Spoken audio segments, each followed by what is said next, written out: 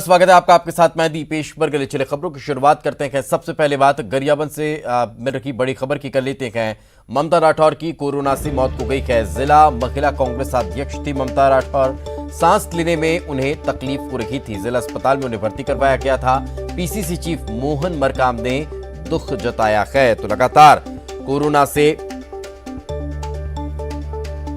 मरने वालों की संख्या में इजाफा हो रहा है और इस वक्त एक और दुखद खबर यह निकलकर सामने आ रही है कि महिला जिला कांग्रेस गरियाबंद से ममता राठौर, जिनकी कोरोना की वजह से जान चली गई है, उन्हें सांस लेने में तकलीफ हो रही थी, जिसके बाद उन्हें अस्पताल में भर्ती करवाया गया था और जिला अस्पताल में उनका इलाज चल रहा था, जहां उन्होंने अंतिम सांसें ली।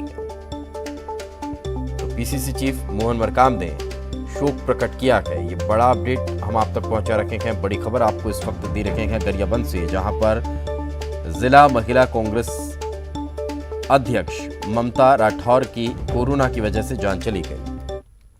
और ज्यादा जानकारी के साथ हमारे सहयोगी कृष्ण कुमार सैनी हमारे साथ जुड़ चुके हैं। कृष्ण कुमार, कितने लंबे समय से उनका स्वास्थ्य ठीक नहीं था? जी दीपेश, बताना चाहूंगा कि ममता राठौर को आज सुबह सांस लेने में तकलीफ हुई तो उन्हें तत्काल जिला अस्पताल में भर्ती कराया गया, जहां उनका पहले कोरोना टेस्ट हुआ तो उनकी रिपोर्ट पॉजिटिव आई और उसके कुछ देर बाद ही उनकी मौत हो गई है। जानकारी में पता चला है कि ममता राठौर कुछ दिन पहले ही आसाम से चुनाव प्रचार के बाद वापस लौटी है और तब से उनकी तबीयत थोड़ा नासाज बनी हुई थी। आज जैसे ही उनकी तबीयत बिगड़ी तो उन्हें तत्काल अस्पताल भर्ती कराया गया था और जहां पर उनकी मौत हो गई है। उनकी मौत से पूरे शहर में शोक की लहर फैली हुई है।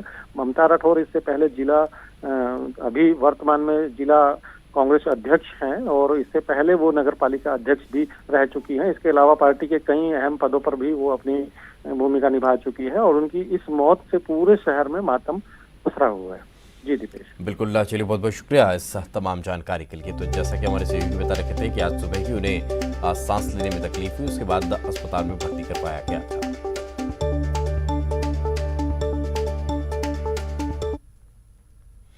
आगे बढ़ते हैं। केंद्रीय स्वास्थ्य मंत्री डॉक्टर हर्षवर्धन आज शाम 6 बजे वर्चुअली बैठक लेने वाले हैं, जिसमें 11 राज्यों में कोरोना की स्थिति को लेकर वे समीक्षा करेंगे।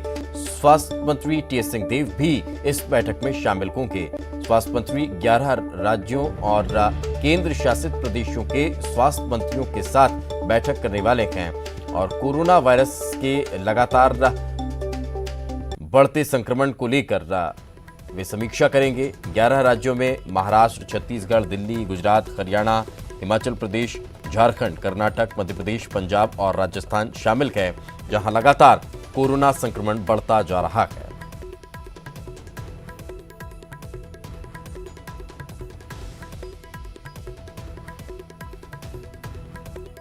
तो शाम 6 बजे ये महत्वपूर्ण बैठक होने वाली है और इस बैठक में स्वास्थ्य मंत्री तमाम राज्यों के स्वास्थ्य मंत्रियों से, तकरीबन 11 राज्यों के स्वास्थ्य मंत्रियों से वर्चुअली बातचीत करेंगे। जिन राज्यों में कोरोना संक्रमण की संख्या लगातार बढ़ रही है, इजाफा हो रहा है, उन राज्यों के स्वास्थ्य मंत्री से केंद्रीय स्वास्थ्य मंत्री बातचीत करने वाले हैं, समीक्षा करने वाले हैं। कोरोना को लेकर, स्वास्थ्यगत व्यवस्थाओं को लेकर केंद्र सरकार से किस तरह की व्यवस्था मिल सकती है, कौन सी व्यवस्था की दरकार है, उन सब पर बातचीत होगी।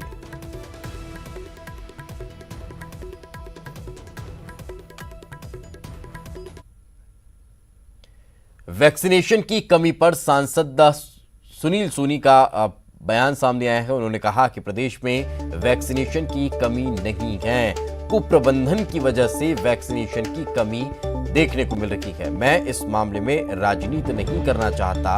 हम भी लगातार केंद्र से बात कर रहे हैं। जल्द ही बड़ी तादाद में प्रदेश में वैक्सीन आएगी।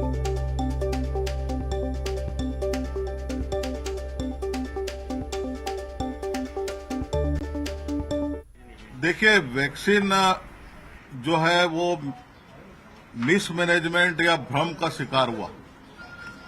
कोवैक्सीन के ऊपर में एक भ्रम पैदा किया, डंप करके रखा, जिसके कारण जो है यहाँ के लोगों को अधिक मात्रा में वैक्सीन लग जाना चाहिए थे, उससे वंचित हुए। लेकिन अभी भी वैक्सीन की कमी नहीं होगी। हम इसमें राजनीति नहीं करना चाहते। हम चाहते हैं अधिक से अधिक लोगों को वैक्सीन लगे और इसके लिए हम भी केंद्र से बात कर रहे हैं और यहाँ शीघ्र बड़ी तादाद में वैक्सीन आएगी और सबको वैक्सीन लगेगी और सभी लोग वैक्सीन लग। आगे बढ़ते हैं, बात दुर्ग की करते हैं। जिले में आज से सख्त लॉकडाउन की शुरुआत हो चुकी है। 14 अप्रैल तक का ये टोटल लॉकडाउन रहने वाला है। जिले की सभी सीमाएं सील रहने वाली हैं। हर चौक चौराहों पर पुलिस का पहरा रहेगा। अनावश्यक घर से बाहर निकलने वालों पर कार्रवाई की जाएगी। ई पास के बगैर जिले की सीमा न कोई पार कर सकेगा, न कोई उसमें प्रवेश कर सकेगा।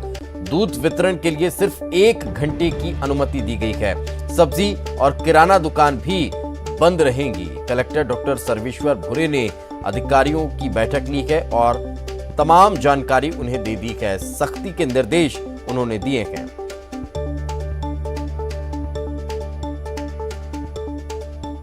दुर्ग जिले में बढ़ते कोरोना संक्रमण को रोकने के लिए दुर्ग जिला प्रशासन द्वारा आज से लॉकडाउन लगा दिया गया है। आगामी 14 अप्रैल तक ये लॉकडाउन कायम रहेगा और लोगों के इस लॉकडाउन का जो है सख्ती से पालन करवाने के लिए तमाम जिला प्रशासन और पुलिस प्रशासन के अधिकारी अपनी व्यवस्था पे लगे हुए हैं। 13 जो है पॉइंट बनाए गए हैं जहां पर पूरी जिले की सीमा को सील किया गया है। 800 पुलिस के अधिकारी और कर्मचारी यहां पर पेट्रोलिंग पे लगे हुए हैं जो लगातार गश्त कर रहे हैं और हर एक व्यक्ति को चेकिंग कर रहे हैं ताकि किसी भी तरह से लॉकडाउन का उल्लंघन ना हो। इसी तरह से जो बात किया जाए, सिर्फ राज्य शासन के दफ्तरों को वो भी बंद रखा गया है। सिर्फ केंद्र से संबंधित जो बैंक हैं उनको खोलने की अनुमति है। बैंक और पोस्ट ऑफिस जो है वो दोपहर के 1 बजे तक खुल सकेंगे और इस तरह से दूध की बात किया जाए तो सुबह और शाम दोनों के लिए 1-1 घंटा दिया गया है कि दूध लोगों को मिल सके। और इसके अलावा सब्जी की दुकानें बंद रखी गई हैं, तमाम राशन की दुकानें बंद रखी गई हैं और इस तरह से जो लंबी दूरी की जो बसें हैं, लंबी दूरी की बसों को भी ठहरने के लिए बस स्टैंड एकमात्र विकल्प दिया गया है जहां पर 1 मिनट के लिए बस खड़े होंगे और जो यात्री है उसमें सफ़र कर रहे हैं वो उनकी पूरी तरह से स्क्रीनिंग होगी। तो इस तरह से दुर्ग जिला प्रशासन ने पूरी व्यवस्था करके रखा हुआ है और ये कोशिश यही की जा रही है कि किसी तरह से ये लॉकडाउन का पालन करवाएं ताकि जो दुर्ग जिले में जो बढ़ रहा है तेजी से कोरोना संक्रमण, उससे किसी तरह से रोका जा सके। न्यूज़ 18 छत्तीसगढ़ के लिए दुर्ग से मिथिलेश ठाकुर। तो लगातार बढ़ रहे कोरोना संक्रमण को रोकने के लिए ये लॉकडाउन की शुरुआत की गई है और 14 तारीख तक का ये लॉकडाउन रहने वाला है। इसको लेकर सख्ती के निर्देश दिए गए हैं और ज्यादा जानकारी के साथ हमारे सहयोगी मिथिलेश हमारे साथ जुड़ चुके हैं। मिथिलेश, लॉकडाउन की शुरुआत हो चुकी है, 14 तारीख तक ये रहने वाला है, लेकिन सवाल ये है कि इस लॉकडाउन के दौरान जो लोग रोज कमाते थे, रोज खाते थे, उनके लिए समस्या बहुत ज्यादा है। क्या सामाजिक संगठनों ने, प्रशासनिक स्तर पर अधिकारियों ने या फिर एनजीओज या कहीं राजनीतिक दलों ने कोई व्यवस्था की है उनके लिए कि उन्हें किस तरह से उनकी समस्या का समाधान करवाया जाएगा?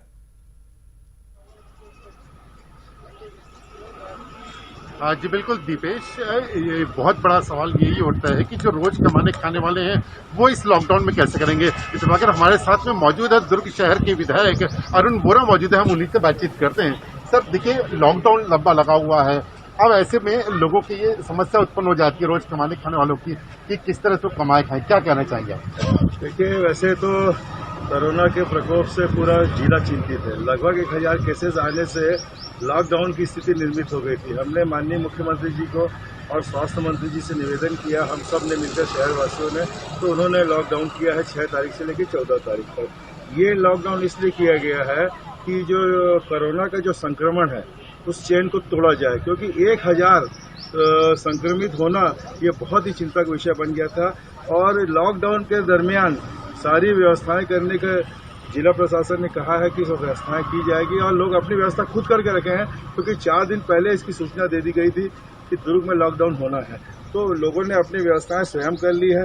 कल तक लोग बाजार में अपने खरीदारी किए, 6 दिन 8 दिन की बात है, लोग अपनी व्यवस्था खुद किए हैं और जहाँ जरूरत होगी वहाँ शासन प्रशासन निगम प्रशासन वो व्यवस्था को करेगा। आप सामाजिक संगठनों को अपील कर रहे हैं कि इसकी लोगों की मदद करें? देखिए, दुर्ग के जो सामाजिक संगठन है उन्होंने पिछले वर्ष भी बढ़ चढ़ कर हिस्सा लिया था मैं समझता हूं कि ऐसी परिस्थिति में दुर्ग की सामाजिक संस्थाएं आगे आके अपना काम करती है, तो निश्चित रूप से वे अपने कर्तव्य का निर्वहन करेगी और लोगों को इसका लाभ मिलेगा। देखिए, जिस तरह से संक्रमण बढ़ा है दुर्ग में, क्या लगता है कि आपको अभी किस तरह की पहल होनी चाहिए, स्वास्थ्य सेवाओं में किस तरह की वृद्धि करना चाहिए? स्वास्थ्य सुविधाओं के लिए अभी स्वास्थ्य मंत्री जी यहाँ दुर्ग आए थे, मैंने भी आज लगातार बैठकें ली है और उसमें हमने कहा है कि जितने बेड बढ़ाए जा सकते हैं, जितने जो सेंटर है हमारे कोविड सेंटर है जो प्राइवेट है शासकीय, वहाँ बेडों की संख्या बढ़ाई जाए, ऑक्सीजन बेड उपलब्ध हो, आइसोलेशन सेंटर में सारी सुविधाएं उपलब्ध होनी चाहिए ताकि मरीज को भटकाव की स्थिति न आए। जी, अभी संक्रमण जिस तरह से बढ़ा है, क्या लगता है कि लोग किस तरह के एहतियात बरतने की आज अपील करें? ये जो संक्रमण बढ़ा है और लॉकडाउन भी इसलिए लगा है कि इस चेन को तोड़ा जाए। मेरा दुर्ग वासियों से, जिले वासियों से यही अनुरोध है कि वे घर पर रहे और ज्यादा से ज्यादा अपने परिवार लोगों के बीच में रहें, बाहर न निकले, जरूरत हो तभी बाहर जाएं, अगर बाहर जाते हैं तो मास्क सैनिटाइजर का उपयोग करें और डिस्टेंसिंग बनाकर रखें। बहुत ही जरूरी काम हो तभी बाहर जाएं, अन्यथा बाहर न निकले। जी, दीपेश ये बता रहे हैं और बिल्कुल बिल्कुल मिथिलेश जरा पूछिए कि ये जी बता रहे जी हैं कि किस तरह से ये लोगों से अपील कर रहे हैं और जी जी जी बिल्कुल कहीं ना कहीं लोगों से जागरूकता की अपील में करते हुए नजर आ रहे हैं। बहुत बहुत शुक्रिया मिथिलेश शाह तमाम जानकारी के लिए। आपको बता दें कि दुर्ग में लॉकडाउन के आगे बढ़ते हैं। छत्तीसगढ़ में साल का सबसे बड़ा कोरोना विस्फोट हुआ है। 24 घंटे में 7,302 नए केस सामने आए हैं। रायपुर में 1,702 नए मरीज मिले हैं। दुर्ग में 1,169 नए पॉजिटिव मरीजों की पुष्टि हुई है। राजनांदगांव में 893 नए मरीज मिले हैं। पिछले 24 घंटे में 38 मरीजों की जान भी चली गई। तो लगातार छत्तीसगढ़ में कोरोना संक्रमित मरीजों की संख्या में इजाफा हो रहा है। रायपुर में 1,702 नए मरीजों की पुष्टि हुई है और पूरे प्रदेश में आंकड़ा 7,000 के पार चला गया।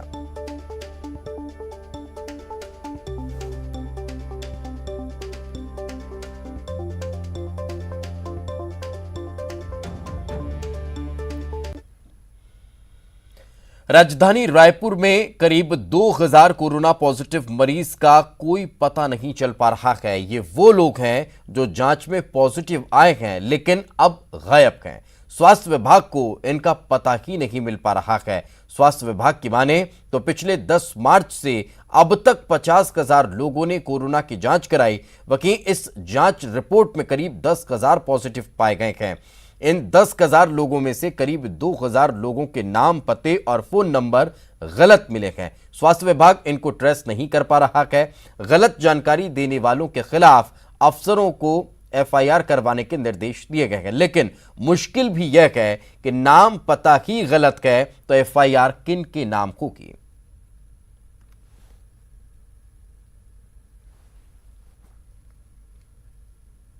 बेमेतरा में कोरोना का कहर लगातार बढ़ता जा रहा है। जिले में रोजाना 300 से ज्यादा मरीज मिल रहे हैं। जिले में एक्टिव मरीजों की संख्या 1,700 के पार चली गई है।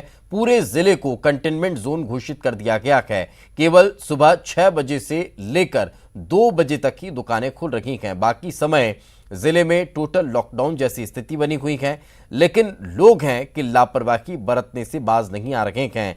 घरों से निकलकर शराब खरीदने पहुंच जाते हैं। हुआ क्यों आप लोग अपनी जान जोखिम में डालकर शराब लेने के लिए आ रहे हैं? अरे भैया मेरे नहीं है भैया, दूसरे का है। दूसरे के लिए आ रहे हैं? दूसरे का तो इस तरह के लोग भी हैं कि अपनी जान को जोखिम, दूसरे के लिए भी अपनी जान जोखिम में डालने के लिए तैयार है। कुछ और लोग भी हम आ रहे हैं, उनसे भी जरा बात करते हैं। ये देखिए भर भर के लेके जा रहे हैं। तो इस तरह से शराब को लेकर के दूध बेचने वाले हो या कुछ और भी लोग हो, बात करते हैं। ये देखिए भाई साहब है एक जन। ओ भाई साहब देखिए, कोई बात करने तक को तैयार नहीं हो रहे। तो ये स्थिति है। ये देखिए बहुत सारे लोग खड़े हुए हैं। आइए जरा इनसे पूछते हैं। ये देखिए नाबालिग बच्चे भी शराब लेने के लिए आ रहे हैं। कहते छोटू क्यों शराब लेने के लिए आए? नाबालिग कोई किसके साथ आया हुआ है? ये देखिए भाई साहब है। अभी कोरोना फैला हुआ है, क्यों जान को जोखिम में डाल करके आप लोग यहाँ पे आ रहे हैं शराब लेने के लिए? अच्छा ये देखिए ये भाई साहब है हमारे नौजवान साथी। इनका कहना है कि ये पीने के लिए एंजॉय करने के लिए आते हैं। किस तरह से एंजॉय करते हैं? गवर्नमेंट तो खोल रहा है तो करेंगे ना भैया। अगर गवर्नमेंट अगर नहीं खोलता तो कहाँ से आते? ये देखिए कितना सुंदर जवाब है भाई साहब का। गवर्नमेंट बोल रहा है इसीलिए आ रहे करके। देखिए और भाई साहब क्यों भैया सभी लोग घर में है, दुकानें बंद है, आप लोग यहाँ पे क्यों आ रहे हैं शराब लेने की जान जोखिम में डालकर? अरे मेहमान आए, ये बोल रहे हैं कि मेहमान आए, तो इस तरह से हमारे जिले में लोगों का कहना है कि शराब लेने के कोई मेहमान के लिए, कोई किसी और के लिए भी। अब देखिए आगे क्या होता है। कोमल सिंह राजपूत, न्यूज़ 18 बेमेतरा, छत्तीसगढ़। बात रायपुर की कर लेते हैं। रायपुर नगर निगम का बजट स्वीकृत हो चुका है। बजट में स्मार्ट रोड, यूथ क्लब पर फोकस किया गया है। पिंक केयर सेंटर, महिला आनंद बाजार पर जोर दिया गया है। स्लम फ्री शहर का भी बजट में जिक्र है। टैंकर फ्री शहर का भी बजट में उल्लेख किया गया है। जल आपूर्ति, उद्यान, मल्टी लेवल पार्किंग, गोल बाजार का मालिकाना हक भी बजट में शामिल है। तो कई महत्वपूर्ण बिंदु इस बजट में देखने को मिल रहे हैं। ये बड़ी खबर इस वक्त हम आप तक पहुंचा रहे हैं रायपुर से, जहां बजट को स्वीकृति मिल चुकी है और अब उसमें कई चीजें निकलकर सामने आ रही हैं, जिसमें पिंक केयर सेंटर है, महिला आनंद बाजार है, स्लम फ्री शहर का जिक्र है, टैंकर फ्री शहर का जिक्र बजट में किया गया है। जल आपूर्ति, उद्यान, मल्टी लेवल पार्किंग, गोल बाजार का मालिकाना हक, ये तमाम पॉइंट्स हैं जो लंबे समय से चर्चा में थे। उन सबको बजट में सम्मिलित किया गया। स्वास्थ्य योजना, या आप सभी को पता है कि 15 MMU यहाँ पर अभी चल रही है, जो कि जो स्लम क्षेत्र हैं वहाँ पर यह जाके काम कर रही है लगातार। मंगलवार बुधवार को यहाँ पर हर गरीबों का इलाज 45, इसमें आपके जांच भी हो जा रही है कि आपके कौन कौन से आपको बीमारी है। उसके अलावा फिर एक बहुत बड़ा काम जिसके लिए पूरी परिषद, ना के छत्तीसगढ़ बल्कि पूरे हिंदुस्तान में इसको पूजा जा रहा है, पूरे इसको पूछा जा रहा है, वो हमारी स्वामी आत्मानंद उत्कृष्ट विद्यालय, जो कि अभी हम लोग ने 3 विद्यालय हम लोग खोले, 1 विद्यालय और भी अभी खुलने का है भाटा गांव में, वह भी हमें स्वीकृति मिल चुकी है। फिर बूढ़ा तालाब। ब्रेक के बाद आपका स्वागत है। बीजेपी का आज 40वां स्थापना दिवस है। इस मौके पर बीजेपी कार्यालय में आज कार्यक्रम का आयोजन किया गया। बीजेपी के राष्ट्रीय उपाध्यक्ष और पूर्व सीएम रमन सिंह ने बीजेपी के रायपुर ऑफिस में झंडा फहराया। कार्यक्रम के शुरुआत में उन्होंने सबसे पहले बीजापुर में हुए नक्सली हमले में शहीद जवानों को श्रद्धांजलि दी। आज स्थापना दिवस के अवसर पर प्रधानमंत्री और बीजेपी के राष्ट्रीय अध्यक्ष के संदेश को सुनने का भी कार्यक्रम रखा गया। प्रधानमंत्री नरेंद्र मोदी वर्चुअली दिल्ली से जुड़े और कार्यकर्ताओं को संबोधित किया।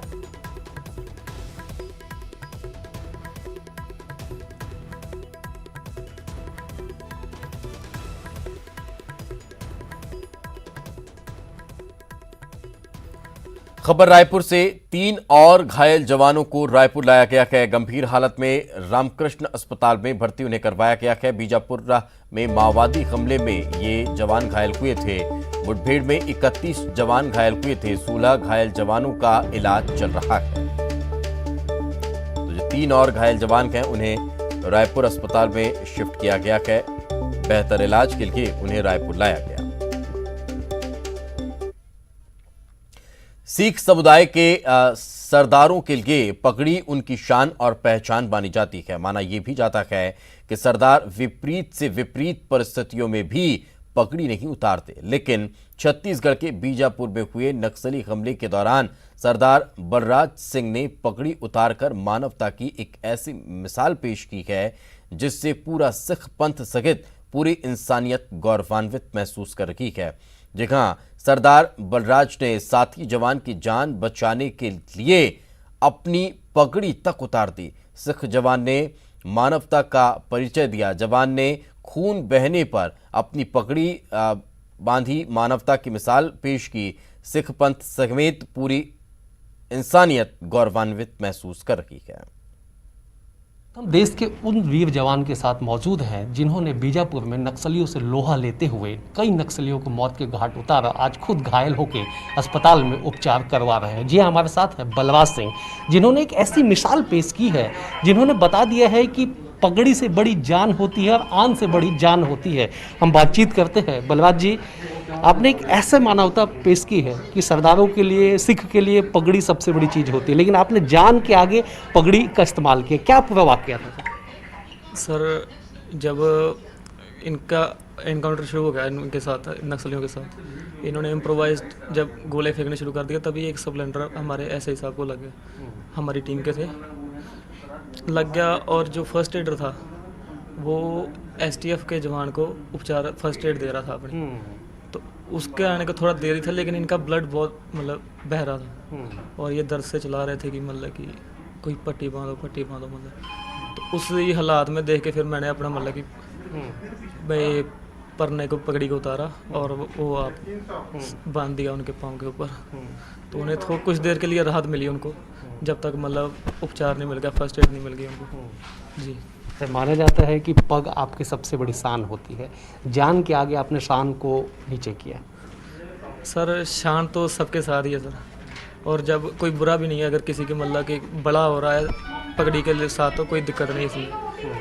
ऐसे बहुत से एग्जाम्पल पहले भी सरदारों ने कायम किए हैं। तो ये छोटा सा था मेरा, तो मेरे साथी की मतलब कि उससे थोड़ी बहुत हेल्प मिली होगी मेरी तरफ से, तो सुकून है दिल को।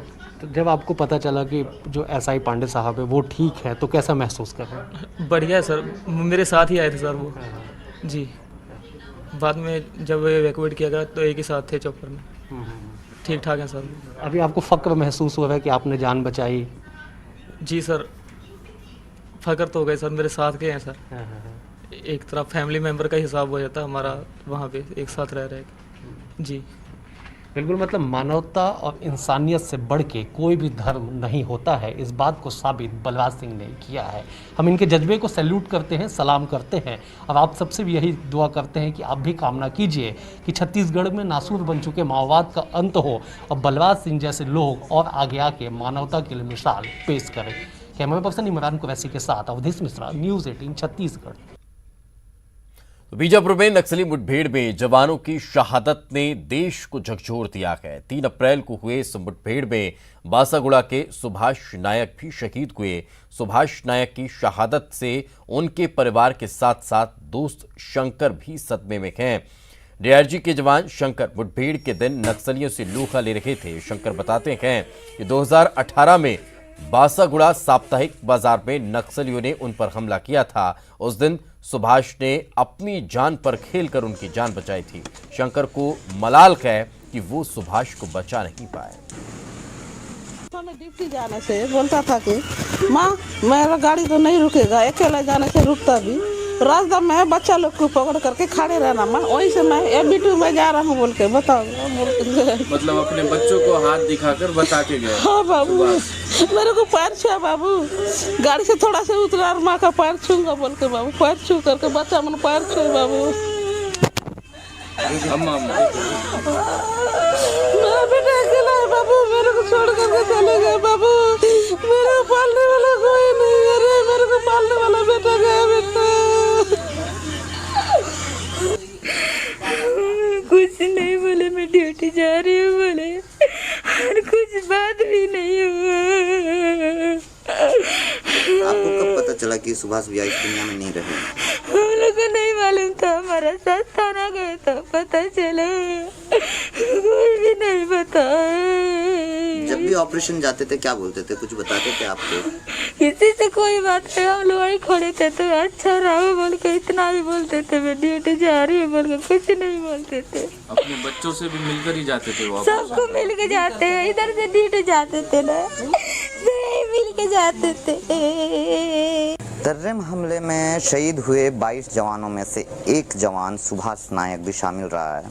सुभाष नायक वो जवान रहा है जिसने अपने 2 साथियों की जान 2018 में बचाई थी। अब उन 2 साथियों को अब मलाल है कि इस ऑपरेशन में उन्होंने सुभाष को नहीं बचा पाया। इस वक्त हम सुभाष के परिवार में हैं। सुभाष की बूढ़ी माँ हैं, सुभाष के 3 छोटे छोटे मासूम से बच्चे हैं और वो सुभाष की पत्नी हैं, जिनका रो कर बुरा हाल है। बच्चों को ये नहीं पता कि उनके पिताजी कहाँ गए हैं। इस बूढ़ी माँ के लिए इकलौता सहारा रहा है सुभाष, इस परिवार का इकलौता संतान रहा है सुभाष शहीद हो चुके हैं। इस ऑपरेशन में सुभाष को 4 गोलियां लगी और सुभाष के शहीद होने के बाद पूरा परिवार बेसहारा हो गया है। बड़ा सवाल ये है कि कब तक नक्सलियों के हाथों जवानों की शहादत होते रहेगी और कब तक इन जैसे हजारों परिवार बेसहारा होते रहेंगे। मुकेश चंद्राकर, न्यूज़ 18 बीजापुर। और इसी के साथ इस बुलेटिन में फिलहाल इतना ही। खबरें लगातार जारी।